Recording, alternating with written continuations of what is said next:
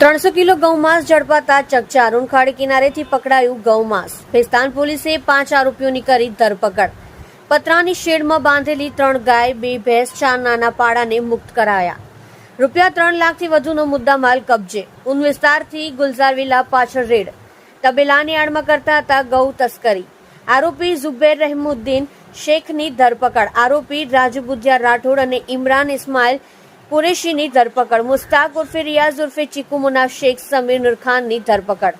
Naeem સલી Qureshi wanted જાહેર. આરોપી ઝુબેર કતલખાનાની દેખરેખ અને મજૂરી કામ કરતો હતો.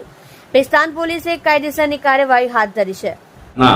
ગૌરક્ષકોને બાતમી મળેલી કે ભેસ્તાનના ઊન ખાડી વિસ્તારમાં ગુલઝાર વિલાની પાછળ એક ગાયની કતલ થઈ રહી છે. ભેસ્તાન પોલીસનો સંપર્ક કરી તેઓની સાથે ગૌરક્ષકોએ રેડ કરી તો ત્યાં એક ગાયની કતલ થઈ રહી હતી. મિત્રો, મહોરમ અને બીજા પણ તહેવારો આવવાની તૈયારી છે ને મહોરમ ચાલી રહી છે. તેમ છતાં આ કસાઈઓ, ગાય કાપવાવાળા લોકો હજી પણ બેફામ છે.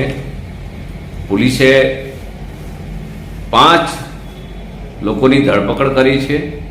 આ 5માંથી 4 લોકો એવા છે કે જે વારંવાર પશુઓની હત્યા કરવામાં ટેવાયેલા છે.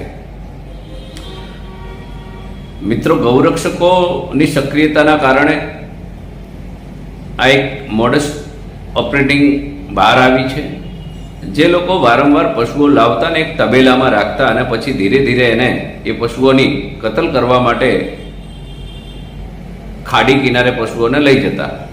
એટલે ભેસ્તાન પોલીસે અને ગૌરક્ષકોએ ખૂબ સારી કામગીરી કરી છે. આ જે લોકો છે એ વારંવાર આવા પશુઓ કાપવાથી ટેવાયેલા છે. એમના ઉપર પહેલાં પણ અગાઉ કેસો થયેલા છે. આ તમામ કસાઈઓ વિરુદ્ધ પાસા સહિતની કડક કાર્યવાહી થવી જોઈએ.